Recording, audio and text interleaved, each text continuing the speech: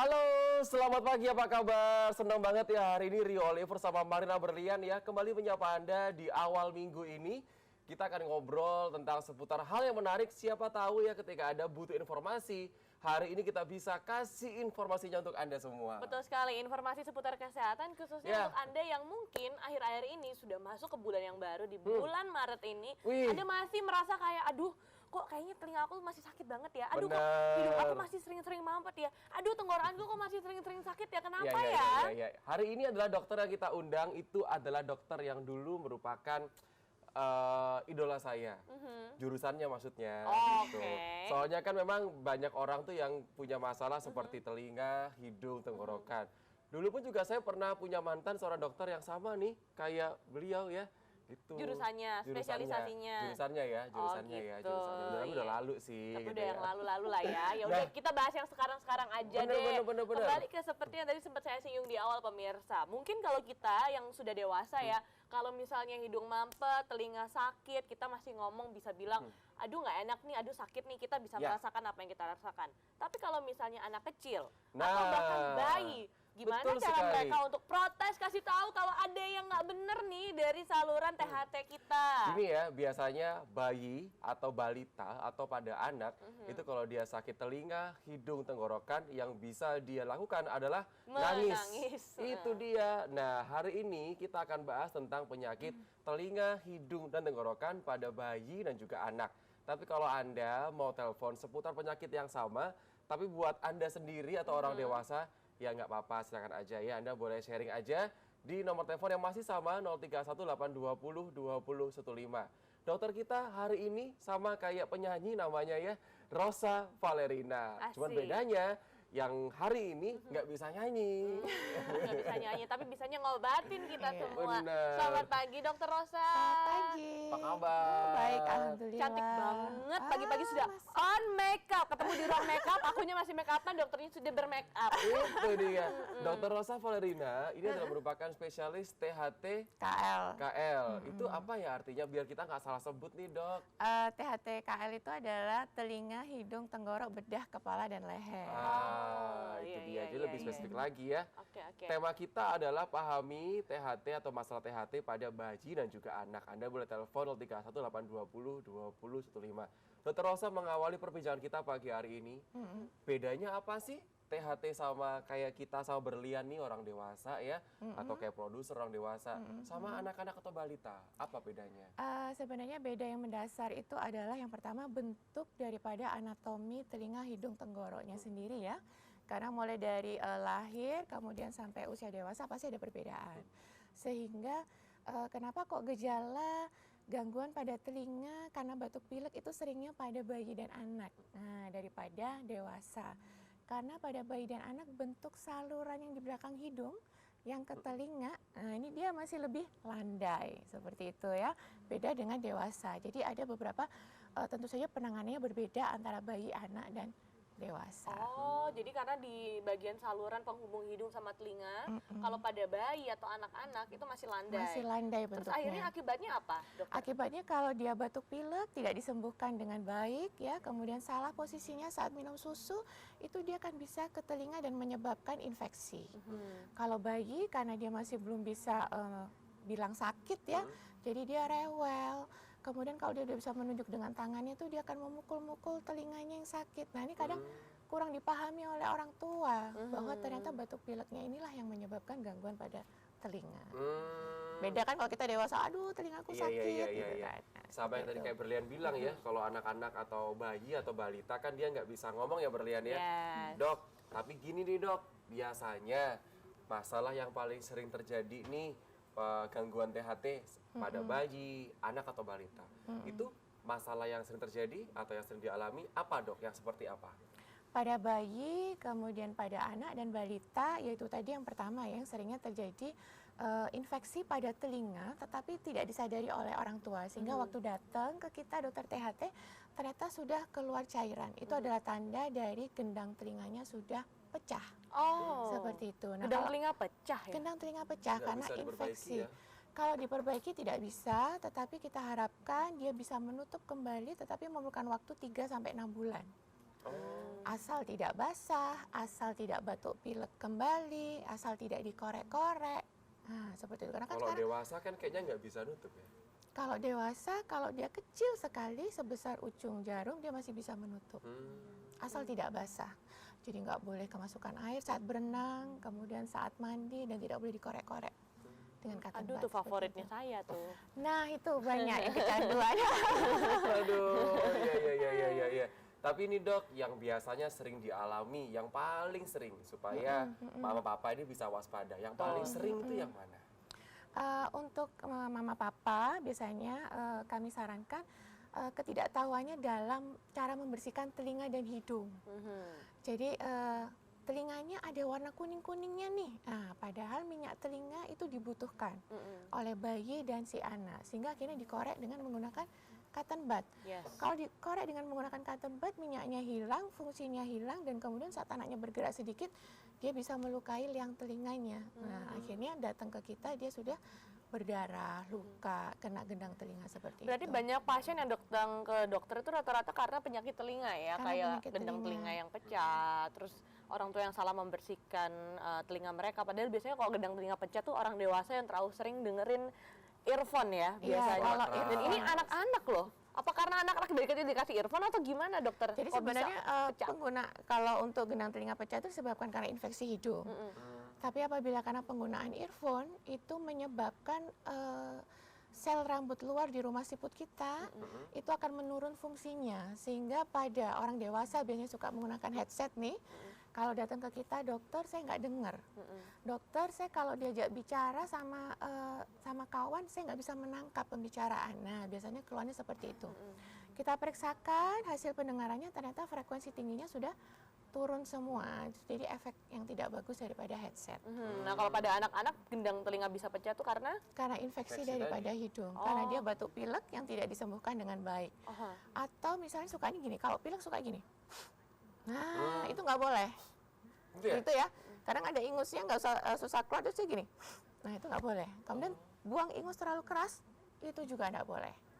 Sehingga akan menyebabkan infeksi pada telinga. Berarti orang dewasa pun juga sama ya? Sama. Iya. Itu pelajaran ya. Jadi kalau Anda sentrap-sentrup ya, sentrap-sentrup. itu bahasa gitu. Ada ya bahasa Kamu sentrap-sentrup. sentrap-sentrup aja. Ya itu maksudnya. Dia nangis soalnya. Tapi tadi dikatakan bahwa oleh dokter Rosa bilang ya, karena pada bayi, anak atau balita itu memang salurannya masih landai yang di belakang hidung.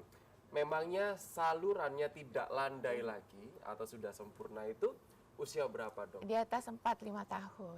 4 sampai 5 tahun. Jadi Oh, itu udah mulai ya, kita dewasa ini dia sudah mulai agak lurus ya, tetapi tidak menutup kemungkinan kita yang dewasa juga terkena infeksi dari telinga. infeksi dari telinga itu tadi. Nah, mungkin kita mau bahas satu persatu dulu kali ya, Boleh. dokter ya, lebih ke yang Boleh. telinga, hidung sama tenggorokan. Kita bahas Betul. ke hidung dulu deh, Ya. karena kan sekarang lagi musim hujan, banyak orang-orang yang pilek. Nah, kalau Apalagi tadi apa tuh? dibilang kalau gara-gara hidung juga pun bisa gendangnya berpengaruh. Iya. Betul. Berarti kayaknya sebenarnya pusatnya pertama itu yang bisa bikin kenapa-kenapa di tenggorokan atau di telinga itu karena hidung. Karena hidung. Wah, ini mungkin karena menghirup aroma-aroma pernafasan sobat gibah kayaknya. Ya, jadinya tuh kena gitu loh.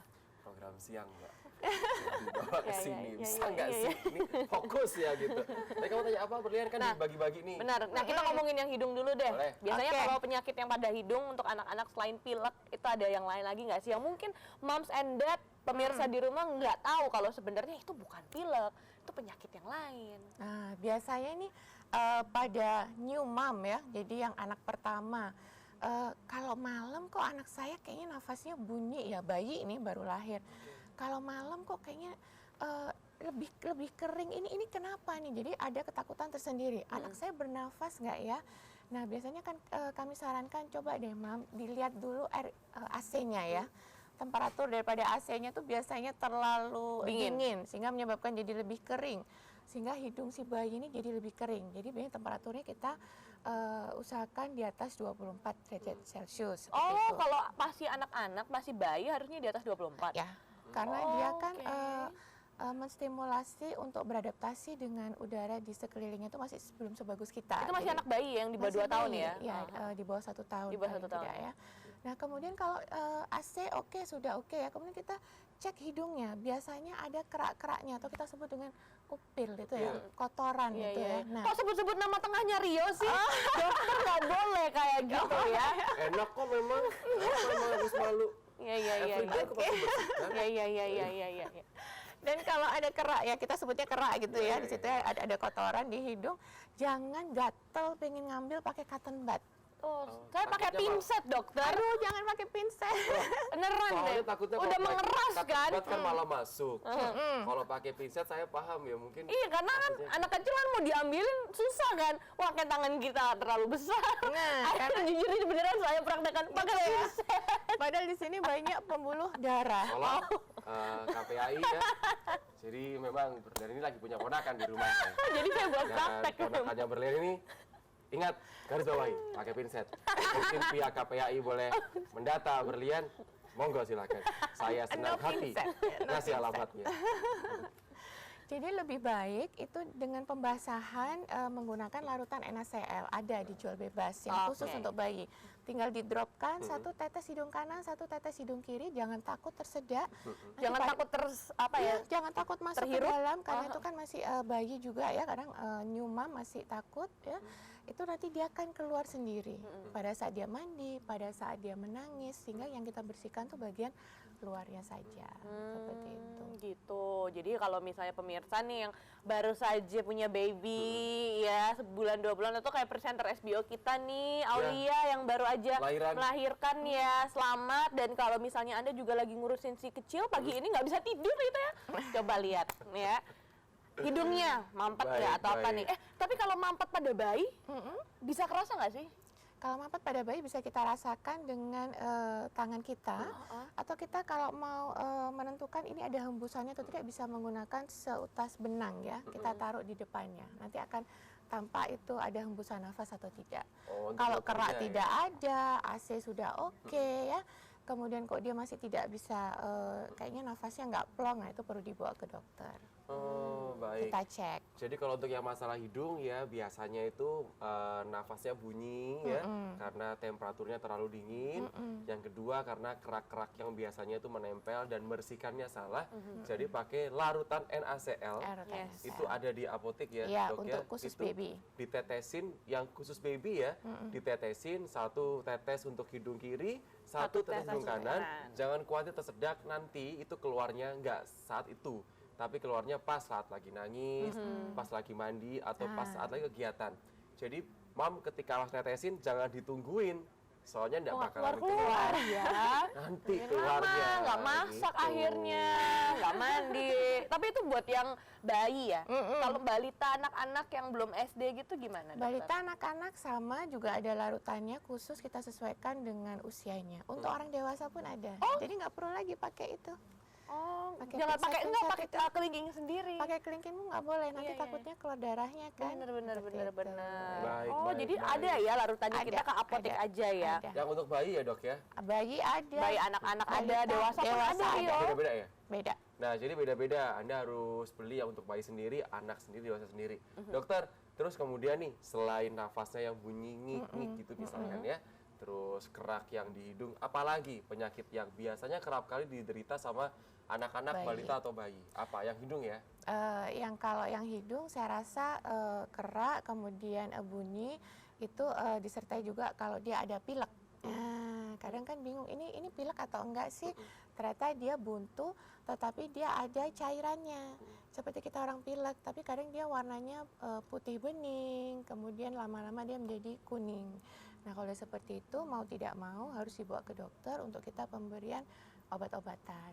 Karena kadang ada yang kita obatin sendiri, dikasih anti pilek gitu ya. Padahal kalau infeksi, kalau daya tahan tubuhnya dia kurang bagus, sehingga dengan anti pilek saja tidak cukup. Nah, kalau sudah lebih dari 5 hari, silakan dibawa ke dokter. Nanti akan Oke. kita evaluasi lebih lanjut. Jangan sampai kita tuh ngeracik obat sendiri ya Iya. dokter ya, karena bahaya dan ini juga masih anak-anak, masih bayi lagi ya. Oke, dari hidung kita boleh nggak beralih ke Boleh. telinga? Kita kan tadi sudah telinga tapi garis luarnya aja. Nah, ya kita kan pertama hidung tadi ya, yang kedua telinga. Telinga nih selain infeksi, terus juga selain bisa pengaruhnya dari hidung lagi ya kan, selain penyalahgunaan cotton bud, apa nih telinga dok?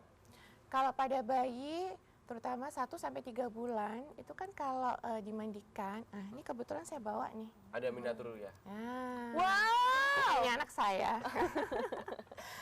Jadi kadang kalau kita mandikan seperti ini ya, kemudian kita siram seperti itu. Nah, sering sekali air itu masuk ke telinga sebelah kanan. Oh, oke. Nah, kalau air masuk ke telinga sebelah kanan, kita tidak mengetahui, tidak mengelap, sehingga pada suatu saat kok bau satu sisi ya. Dan itu para mama-mama tuh pasti udah kerasa, karena sisi satunya oke, baunya biasa, tapi yang sini kok baunya kurang enak ya. Nah, kalau udah seperti itu, kemudian keluar cairan warna putih, ini hati-hati.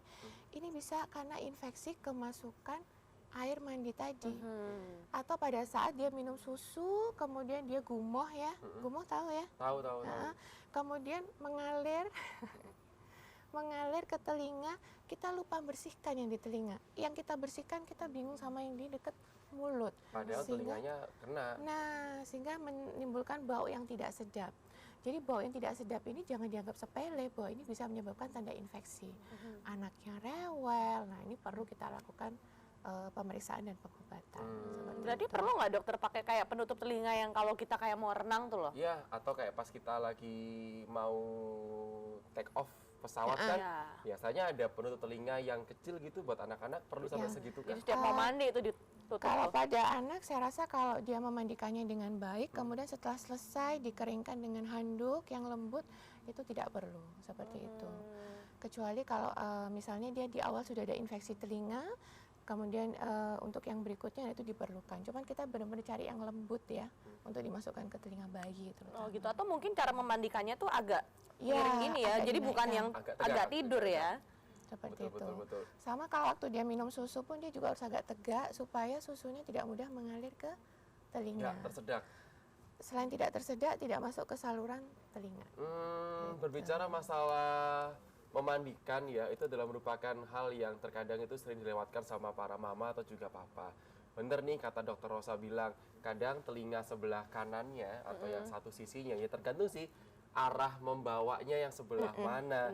Kadang-kadang itu telinga yang bagian dalam dekat sama kita, itu yang terlupain. Soalnya kan kita kan dari luar seperti gini kan, yang dalam ini agak susah. Nah, terus tadi istilah gumoh itu apa? Itu muntah ya. Jadi buat mungkin orang-orang yang asalnya sama kayak berlian I'm so sorry ya, aku nggak paham apa itu, what is gumoh? Kamu tuh nggak paham segala hal pokoknya ya. Kita akan coba jeda terlebih dahulu, pemirsa di rumah ya. Ada kalau mau telepon sebenarnya sih segmen ketiga. Cuman kalau ada segmen kedua mau telepon ya nggak apa-apa. 031-820-2015 konsultasi seputar THT, anak, bayi, balita, atau mungkin kalau ada orang dewasa ya nggak apa-apa, silakan aja. Walaupun topik kita memang kita khususkan buat anak-anak ya. Betul sekali. Jangan kemana-mana ya pemirsa, sesaat lagi kita akan kembali di segmen selanjutnya hanya di Sehat Pagi, Update Cantik, Inspirasi Perempuan Masa Kini.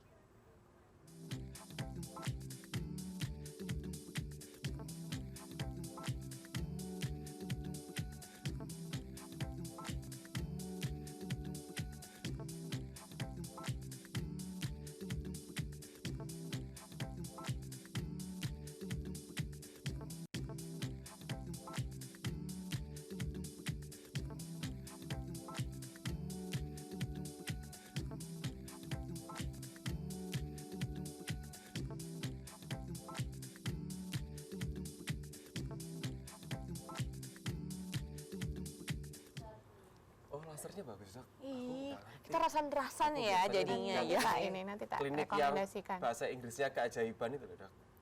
Aku dulu di situ. Oh iya, kan aku endorse dok sana. Aku free treatment dok. Ya benar, bukan carinya yang gratisan. Aku dulu bertahun-tahun, berbelas tahun lah di situ. Terus aku Laser pindah. apa lagi dok? Botox bilang deh. Mohon maaf nih lagi ngomongin THT nih. Oh iya. Salah siapa dong? Salah dokter lah. Ngajak curhat masalah perawatan wajah. Salah Demin ya. Tapi kita ini pagi hari ini jelasin lagi. THT pemirsa ya, kita ngomongin masalah telinga, hidung, tenggorokan pada bayi anak. Tapi kalau pada dewasa Anda mau tanyakan juga boleh.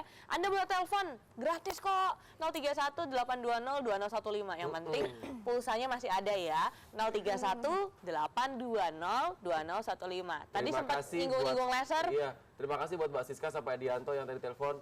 masalah laser tadi nggak kita bahas di sini. Nggak, tapi ada nggak memang pengobatan laser buat telinga, hidung, atau tenggorokan buat anak-anak mungkin? Misalnya dia di laser nih. Yang ada tuh di inframerah kayaknya. Iya, atau yang berkaitan sama itu. Yang ngejawab teleponnya tadi. Udah. Jahat nih MC-nya nih. Halo. Halo. Halo. Selamat pagi. Sehat pagi. Semangat Semangat. pagi. Nah, gitu Bu. Dengan Ibu siapa nih? Ibu Rosna. Ibu Rosna. Silakan tanya apa? Ini mau tanya ini apa telinga ini loh. Iya. Telinganya kenapa? Kok bunyi-bunyi gitu. Telinganya ibu. Oke. Gimana? Tapi- Coba ceritain dulu. Kok ngeliang gitu. Ngeliang. Hmm. Oke. Sudah Ini sama bunyi ngeliang, terus? ngeliang gitu. Terus udah kesehatan tapi nggak ada itunya, nggak ada kurangnya. Boleh saya tanya Ibu Rosna? Iya. Iya. Ibu Rosna sekarang usianya berapa? 63. 63. Keluhan bunyi di telinganya itu sudah berapa lama? Sudah lama. Ada tahunan? Hah? Tahunan? 2 tahun? Ada enggak sampai. Satu sisi. Saya pernah habis syuting ringan gitu loh. Oke, satu sisi atau 2 sisi Ibu Rosna? Satu sisi sebelah kanan. Sebelah kanan. Untuk gangguan pendengaran ada atau tidak ya? Jadi kok yang kanan jadi kurang dengar ya? Ada tidak? Enggak. Enggak ya, oke. Jadi bunyinya seperti berdenging ya Bu Rosna? Iya, seperti suara jangkrik. Suara jangkrik ya. Kemudian untuk ngeliangnya itu apakah juga lamanya sama dengan bunyinya di telinga sebelah kanan? Sama. Sama ya. Jadi pengennya rasanya jatuhnya ke kanan ya Bu Rosna ya? Iya, ke kanan. Apakah pada saat posisi tiba-tiba saat bangun tidur atau mengambil barang dari lantai atau setiap saat bisa muncul rasa ngeliangnya? Setiap saat. Setiap saat ya. Bu Rosna ada penyakit darah tinggi, kencing manis, ada tidak Bu? Kalau kencing manis ada. Minum obat teratur? Minum obat teratur. Boleh tahu gula darah terakhir Bu Rosna? 200-an. Oh 200-an ya, oke. Oke, Sudah? boleh saya jawab. Sudah ada, tapi saya minum obat darah tinggi terus. Minum obat darah tinggi, oke. Ya, jadi kalau dicek 120, 130, 80. Karena minum obat darah tinggi ya? Oke. Iya. Oke, coba saya jawab ya. Iya. Ibu Rosna boleh ditutup teleponnya, kita jawab di TV Ibu Rosna ya. Oh gitu, ya. Ya, Makasih. makasih. Sama-sama, sehat selalu Ibu. Semoga jawabannya Dr. Rosa bisa membantu Ibu Rosna. Silakan. Oke, Bu Rosna kita akan jawab ya. Oke, di mana ada suara di telinga satu sisi itu perlu kita cek apakah pertama telinganya kotor. Karena kalau telinganya kotor, minyak telinganya berlebih itu bisa menimbulkan suara. Kalau liang telinganya sudah kita pastikan liang telinganya itu bersih, kita lihat di dalamnya gendang telinga. Nah, bagaimana nih keadaan gendang telinganya? Ada gangguan atau tidak? Misalnya karena gangguan hidung menyebabkan gangguan pada telinga. Kalau misalnya dalam gendang telinganya kita cek sudah oke. Nah, ini bisa kita curigai ada gangguan pada saraf atau rumah siput yang ada di telinga bagian dalam dan syarafnya. Rumah siput ini dekat dengan sistem keseimbangan. Jadi kalau saya sesuaikan itu keluhan bunyinya seperti jangkrik itu tadi dibarengi dengan geliang. Geliang itu istilahnya bisa mau jatuh atau bisa vertigo. Nah, itu dia bisa berhubungan. Kalau seperti itu, kita perlu lakukan pemeriksaan lebih lanjut di mana saya tes, selain saya tes pendengarannya, saya tes juga dari Bu Rosna ini adalah keseimbangannya bagaimana untuk saya mendiagnosa. Nah, hubungannya dengan darah tinggi dan kencing manis, gula darah yang tidak terkontrol, di mana tadi saya tanyakan lebih dari 200 ya, itu berpotensi untuk menyebabkan gangguan pada telinga dalamnya. Sehingga tadi saya tanya, gula darahnya berapa nih terakhir? Kalau 200-an tuh berarti masih agak tinggi. Jadi kalau bisa di bawah 200 tetapi berkonsultasi dengan dokter penyakit dalamnya. Ada Seperti pengaruhnya itu. memang sama telinga? Ada pengaruhnya. Jadi bisa menimbulkan bunyi-bunyian berdenging, berdesis seperti itu dan menurunkan pendengaran. Untuk darah tingginya tadi tidak tinggi tapi teratur dengan minum obat 120/80.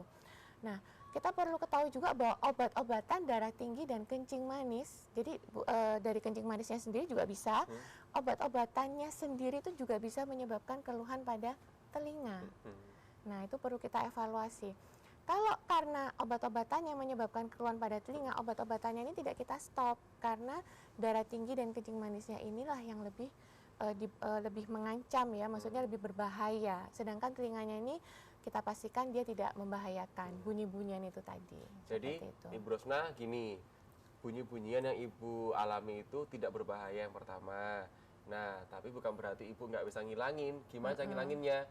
Berarti kalau dari cerita Ibu, kencing manisnya yang lebih punya potensi membuat telinga Ibu berdenging. Iya. Ada yang orang diabetesnya 400 tapi nggak berdenging, Bu, telinganya. Tapi ada orang yang kayak Ibu 200 lalu kemudian berdenging itu ada. Jadi Ibu nggak boleh banding-bandingkan karena beda tiap orang, sensitivitasnya itu beda-beda. Jadi yang pertama Ibu turunkan dulu diabetesnya, insya Allah nanti telinganya akan enakan. Atau mungkin ada nggak misalkan kayak terapi ya, kalau hidung kan dikompres, kalau telinga diapakan? Kalau telinga, dari telinga bagian dalam itu minum suplemen yang mengandung vitamin B1, B6, nah itu bisa. Oh, jadi, suplemen boleh ya untuk telinga yang ya?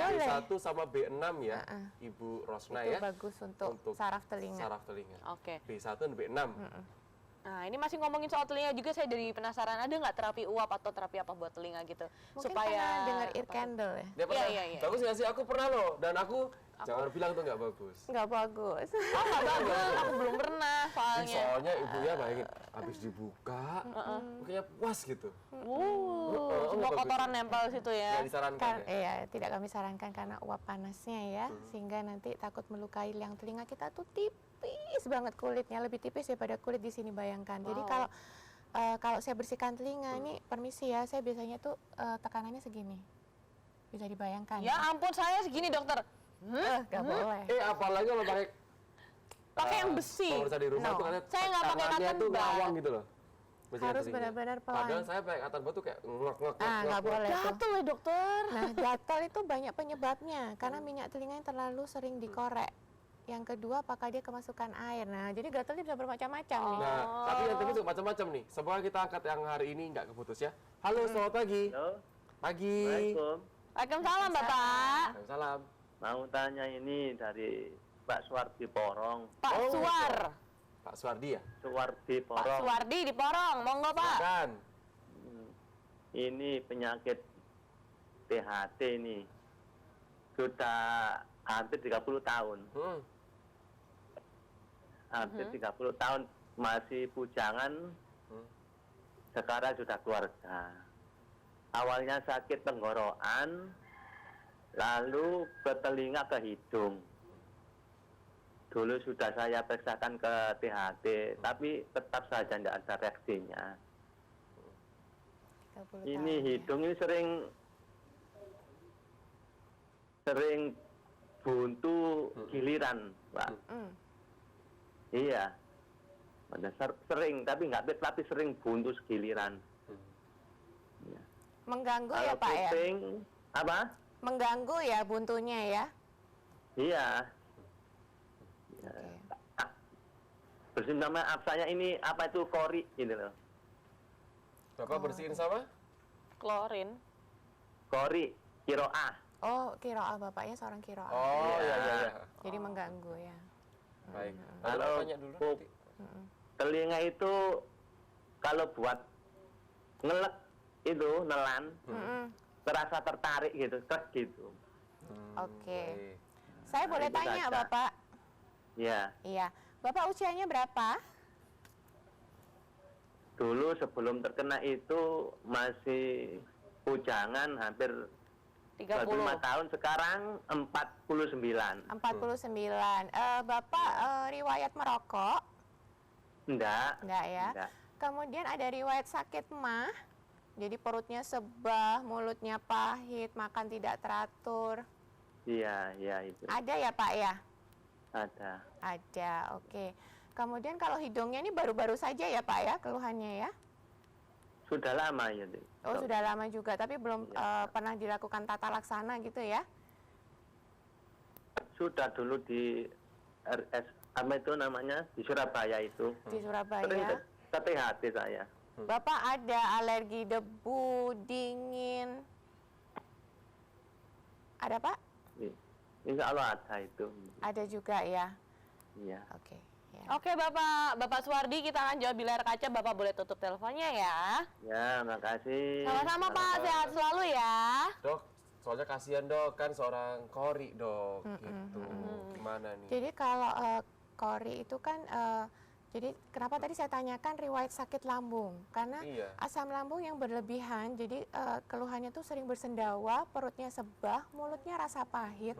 Itu asam lambungnya akan naik ke Naik. atas sampai ke tenggorok, turun ke bawah, tapi tidak ke saluran makanan, tapi ke pita suara. Oh, Jadi pasien ini tidak diketahui riwayat asam lambungnya, sehingga saya kok kalau menelan seperti tercekik seperti itu, susah menelan. Kemudian kalau saya membaca ayat suci Al-Quran itu dengan nada tinggi agak lama sedikit suaranya langsung serak. Nah kalau seperti ini perlu kita evaluasi asam lambungnya ini yang perlu kita benahi, sama bagaimana cara menjaga makanan seperti kurangi pedas, kurangi gorengan, kemudian dingin dan panas seperti itu. Nah, kalau hidung itu bisa ada hubungannya juga dengan asam lambung, naik lagi dia ke atas.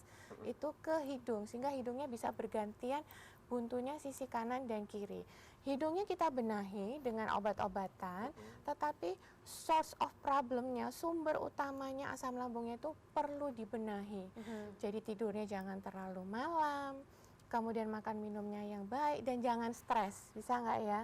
Jadi jangan stres, semua itu Iya. dibuat santai gitu ya, sehingga terus kemudian makannya teratur. Nah, supaya nanti kondisi telinga, hidung, tenggoroknya juga menjadi lebih baik. wow, seperti ini itu. something new buat saya, buat pemirsa juga ya, kalau ternyata ada kaitannya gangguan di hidung sama tenggorokan dari asam lambung. Iya, sampai telinga pun bisa. Wow. Nah, terus Bapak nih, Pak Suwardi di rumah kudu ngapain nih untuk membantu supaya ya kan pekerjaannya juga seperti itu dok, kan ganggu banget nih. Jadi pada penderita dengan asam lambung yang berlebihan, makan nggak boleh telat. Sehari 3 kali makan nasi, jangan terlalu kenyang. Karena kekenyangan itu juga meningkatkan asam lambung. Antara makan pagi, siang ke malam, itu ada cemilannya, tapi bukan kerupuk ya. Boleh kue basah. Gorengan? Bukan gorengan Oh, juga, bukan gorengan. boleh roti, asal ada yang masuk.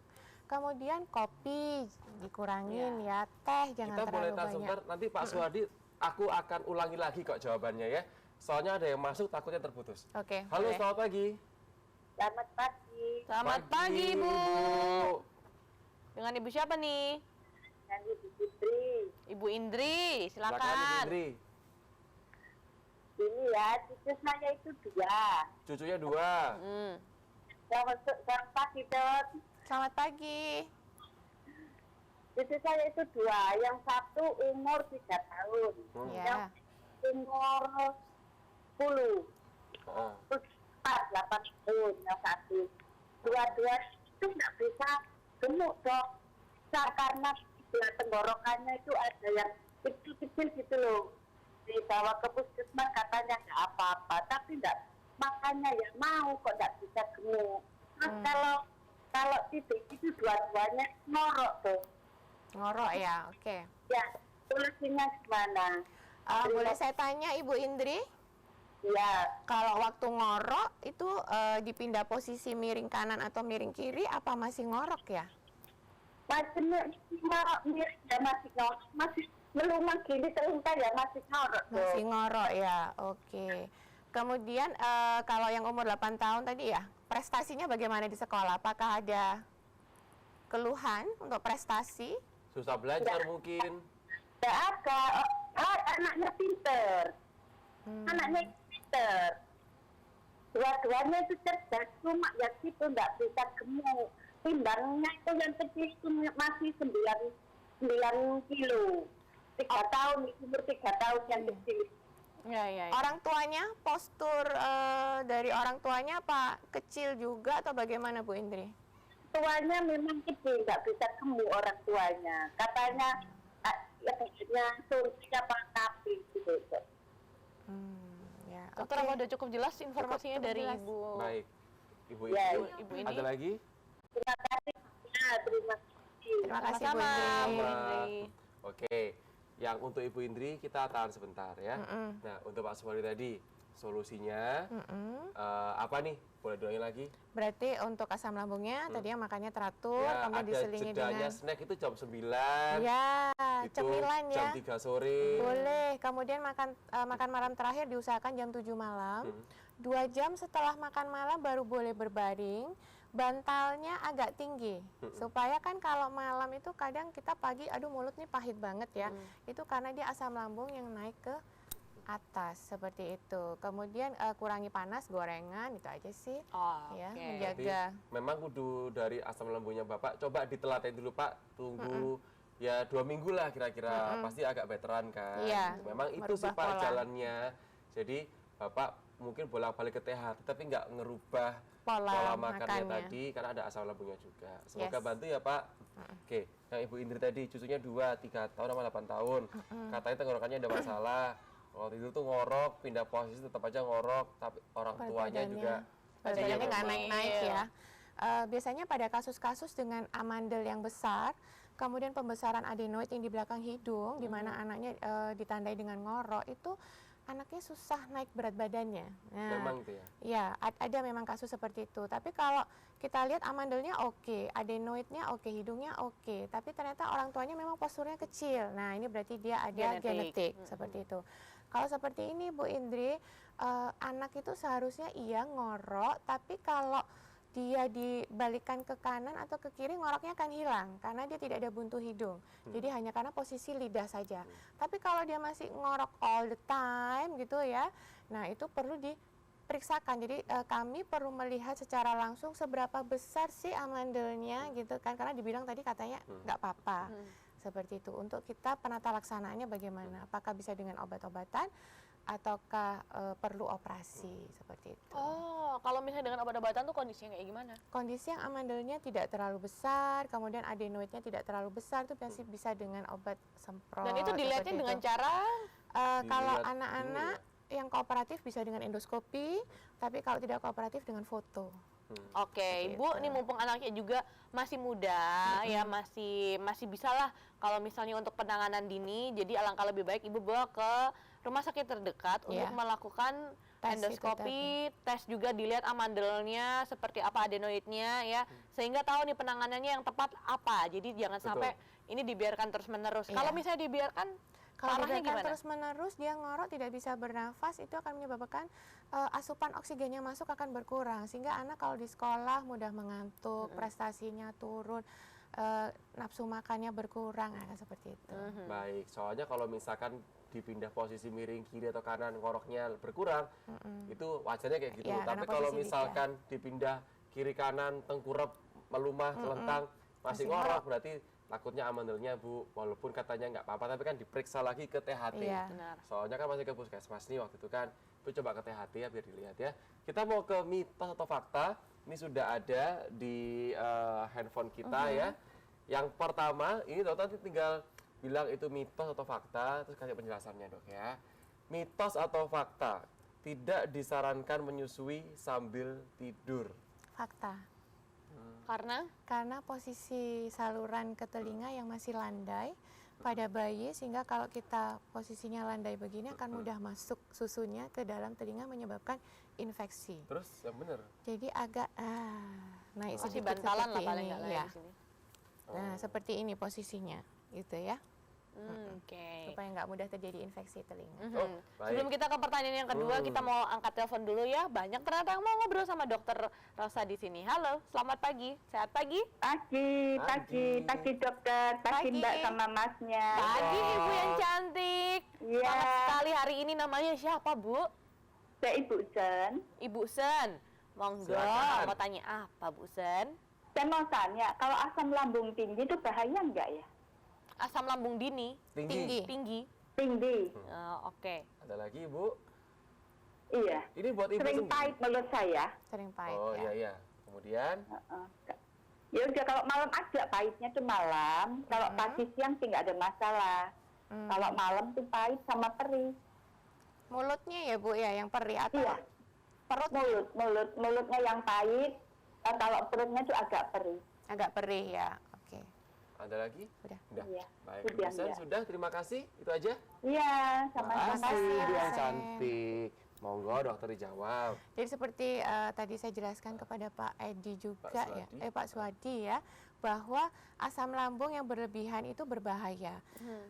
Selain dia bisa menyebabkan mulut pahit, kemudian dia bisa menyebabkan keluhan pada hidung, kemudian tenggoroknya seperti tercekik, dadanya terasa panas. Kadang ada yang sampai salah sangka sakit jantung loh. Ada asam lambung. Iya, aduh ini kok sampai nembus ke belakang nih, jangan-jangan aku sakit jantung. Padahal itu adalah asam lambung yang naik ke atas. Jadi pola makannya ini harus diatur. Kalau malam ada kan ya kadang saya mau diet aja nggak mau makan. Nah padahal malam itu adalah peaknya asam lambungnya tinggi.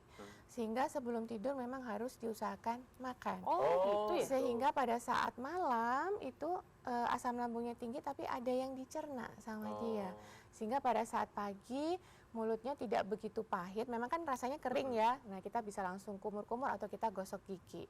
Kalau perutnya tadi itu udah terasa perih, nah itu udah salah satu gejala tuh. Karena harusnya perut ini tidak terasa perih, asam lambung lah yang membuat dia terasa perih karena nggak ada yang dimakan nih sama dia di dalam lambung. Dan itu ya berbahaya kalau dibiarkan. Nah, itu ya parahnya ya kalau misalnya asam lambung tinggi sampai akhirnya mulut tuh rasa pahit karena asamnya ya naik Iya. sampai ke atas tenggorokan dan Bisa juga sampai ke mulut. telinga. Jadi Ibu Sen sebelum tidur monggo makan dulu 2 jam sebelumnya ya. Jangan biarkan Anda tidur dengan keadaan perut Tapi kosong. jangan kenyang-kenyang ya Bu. Ibu makannya nasi goreng sama kue tiaw lagi. Jadi Ibu makannya yang secukupnya aja. Pokoknya ada Iya. supaya waktu pas asam lambungnya naik itu bisa dicerna. Ada yang diikat. Terus katanya kalau minum air hangat itu meringankan asam lambung, betul apa enggak? Kalau minum air hangat itu lebih kepada tenggorokan.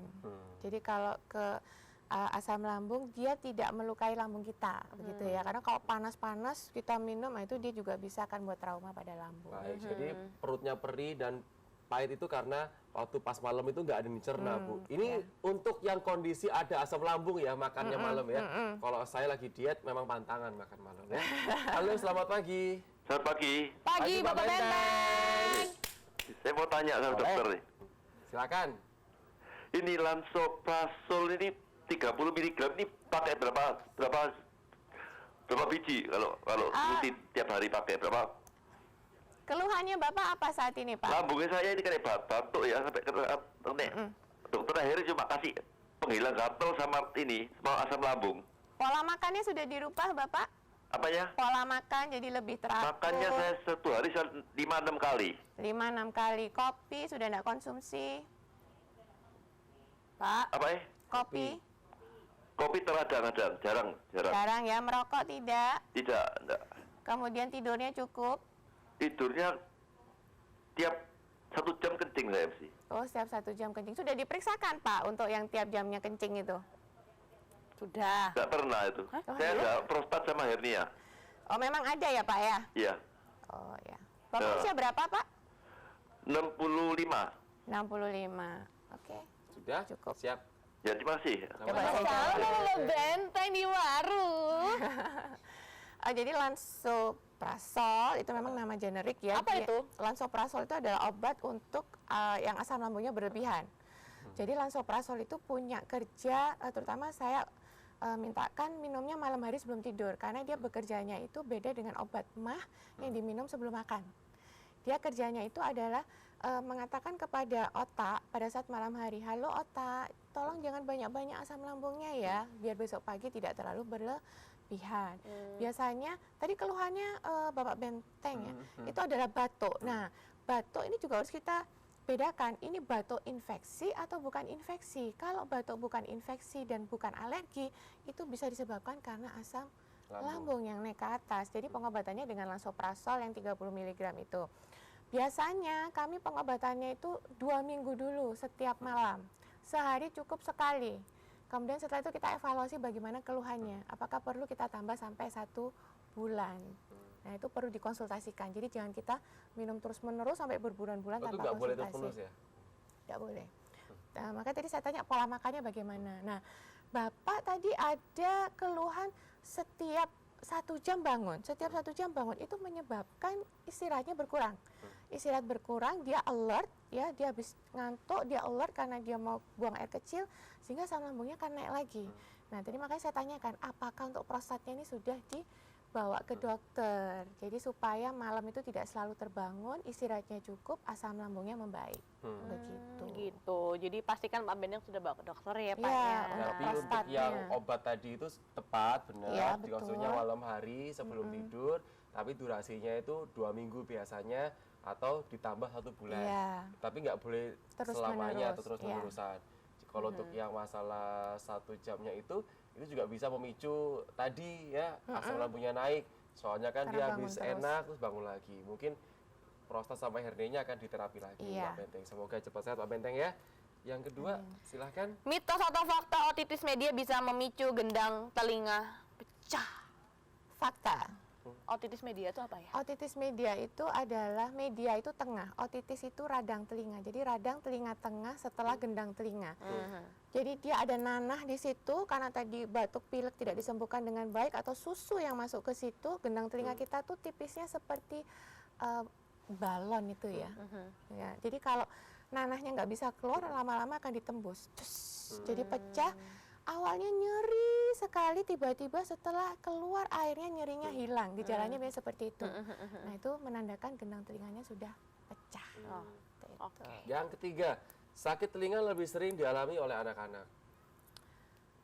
Mitos. Mitos ya, hampir sama antara anak-anak dan dewasa, tetapi dengan diagnosa yang berbeda. Kalau anak-anak otitis media, karena mereka belum bisa mengungkapkan ya keluhannya, tapi kalau orang dewasa otitis eksterna, jadi bagian luarnya karena suka korek-korek telinga atau pakai headset terlalu lama. Wow. Oke. Mengerikan juga ya. Oke, mitos atau fakta pertanyaan yang keempat, uap air panas bisa untuk proses penguapan. Penguapan Jadi untuk bisa hidung ya. Apabila hidungnya buntu, kemudian sinusnya terganggu dengan penguapan air panas itu bisa, tetapi kami sarankan yang hangat, jangan yang panas. Karena kalau panas, jadi baru digodok, kemudian dituang, kemudian dihirup itu menyebabkan iritan pada hidung kita. Tetapi itu bukan yang utama, itu hanya terapi tambahan saja. Baik. Yang terakhir, mitos atau fakta makan kencur itu baik untuk tenggorokan. Oke, saya biasanya dari pasien tuh ada yang makan kencur, ada yang makan ini, itu antara mitos dan fakta. Saya tengah-tengah Oke, ya. tengah-tengah ya. Tergantung kondisinya pada saat itu. Kalau lagi sehat, bugar gini, kita mau preventif pakai kencur, oke, boleh. Asal yang asli, jadi bukan yang misalnya sudah ada pengawet Kimianya. atau apa Campuran gitu ya. ya. Nah, tetapi apabila kita sudah tenggorokan kering, batuk, nah itu kalau ditambah kencur, jahe itu akan menjadi lebih kering. Jadi stop dulu, gitu ya, stop dulu, diobatin dulu, minum air hangat. Oh, justru mah kalau lagi sakit tenggorokan nggak boleh Jangan minum. minum jahe. Iya, iya, selama ini kan kalau misalnya lagi nggak enak tenggorokan, pesennya di tempat Wedang makanan jahe. gitu. Iya, udah Salah jahe, ya, teh Mas, ya? hangat-hangat. Hangatnya boleh, tapi Jahe jahenya jangan. Soalnya pas Kencurnya lagi jangan. sakit. Nah, Wow. Kalau lagi sehat menjaga nggak apa-apa. nanti tenggorokannya, wah tambah seru deh. Wah, baru Nah, tahu nih. baiklah. Ini jadinya Kalau banyak gitu. belajar ya dari Itu dokter Rosa dia. ya. Dok, terakhir praktek di mana sih dok biasanya? Saya di Rumah Sakit Universitas Erlangga, satu lagi di National Hospital. Hari apa aja? Kalau di Rumah Sakit Erlangga Senin sampai Jumat, kalau di National Hospital Kamis dan Sabtu. Pagi, siang, sore, malam? Kalau di National Hospital sore, kalau di Rumah Sakit Erlangga saya pagi. Berarti ntar sore di Nasos ya? Hari Kamis Sabtu. Kamis Sabtu sih. Nggak Dari apa ketemu sih? ya. Senin Oh, dari dong. Senin. Wah, nanti ada Obi Joni berarti ya. Gitu dia. Oke, kalau gitu dokter makasih banyak sudah hadir Sama-sama. di hari Senin ini ya. Senang sekali. Dan kita akan kembali lagi sampai jam 8 di segmen berikutnya. Benar ya. sekali. Terima kasih buat dokter Rosa sekali lagi Sama-sama, yang udah terima mau kasih kembali. memberikan solusi untuk setiap pemirsa yang telepon dan memberikan edukasi yang tepat mengenai THT pada bayi dan juga anak. Kita harapkan nanti Ya. dapat belajar dan bisa mencegah penyakit ini sejak dini. Betul. Pemirsa jangan kemana-mana, nanti kita akan segera kembali lagi tetap di Update Cantik Inspirasi Perempuan Masa kini.